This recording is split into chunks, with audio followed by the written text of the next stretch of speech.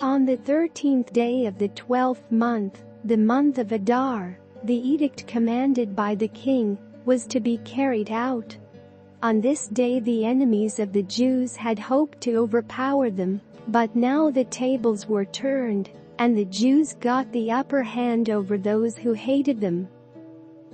The Jews assembled in their cities in all the provinces of King Xerxes to attack those determined to destroy them. No one could stand against them, because the people of all the other nationalities were afraid of them. And all the nobles of the provinces, the satraps, the governors and the king's administrators, helped the Jews, because fear of Mordecai had seized them.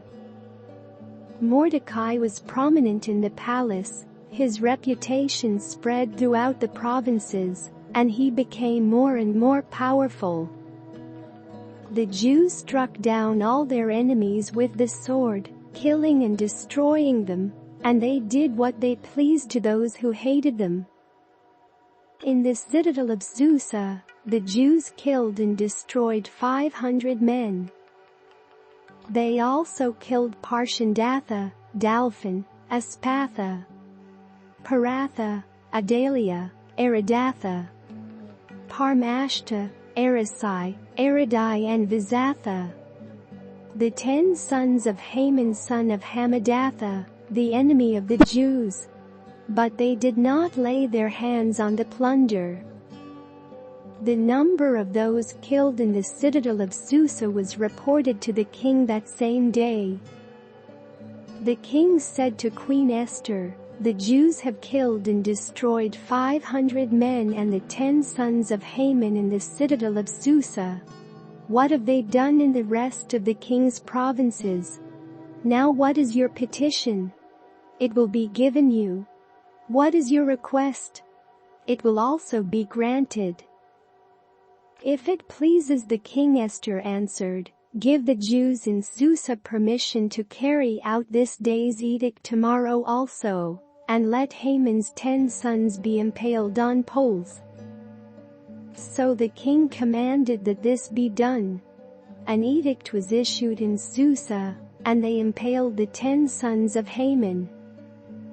The Jews in Susa came together on the 14th day of the month of Adar, and they put to death in Susa 300 men, but they did not lay their hands on the plunder.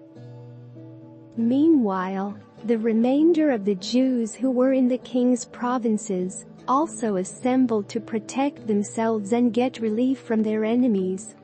They killed 75,000 of them, but did not lay their hands on the plunder. This happened on the 13th day of the month of Adar, and on the 14th they rested and made it a day of feasting and joy. The Jews in Susa, however, had assembled on the 13th and 14th, and then on the 15th they rested and made it a day of feasting and joy. That is why rural Jews, those living in villages, observe the 14th of the month of Adar as a day of joy and feasting, a day for giving presents to each other.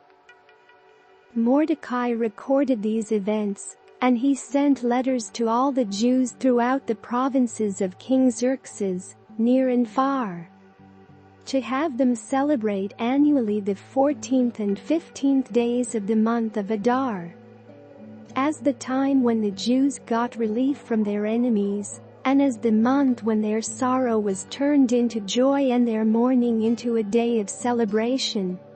He wrote them to observe the days as days of feasting and joy, and giving presents of food to one another, and gifts to the poor. So the Jews agreed to continue the celebration they had begun, doing what Mordecai had written to them. For Haman son of Hammedatha, the Agagite, the enemy of all the Jews, had plotted against the Jews to destroy them, and had cast the pur, that is, the lot, for their ruin and destruction. But when the plot came to the king's attention, he issued written orders that the evil scheme Haman had devised against the Jews, should come back onto his own head, and that he and his sons should be impaled on poles. Therefore these days were called Purim, from the word pur. Because of everything written in this letter and because of what they had seen and what had happened to them, the Jews took it on themselves to establish the custom that they and their descendants and all who joined them should without fail observe these 2 days every year, in the way prescribed and at the time appointed.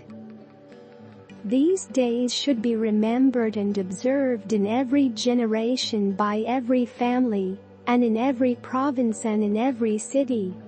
And these days of Purim should never fail to be celebrated by the Jews, nor should the memory of these days die out among their descendants. So Queen Esther, daughter of Abihail, along with Mordecai the Jew, wrote with full authority to confirm this second letter concerning Purim. And Mordecai sent letters to all the Jews in the 127 provinces of Xerxes' kingdom, words of goodwill and assurance, to establish these days of Purim at their designated times, as Mordecai the Jew and Queen Esther had decreed for them, and as they had established for themselves and their descendants in regard to their times of fasting and lamentation. Esther's decree confirmed these regulations about Purim, and it was written down in the records.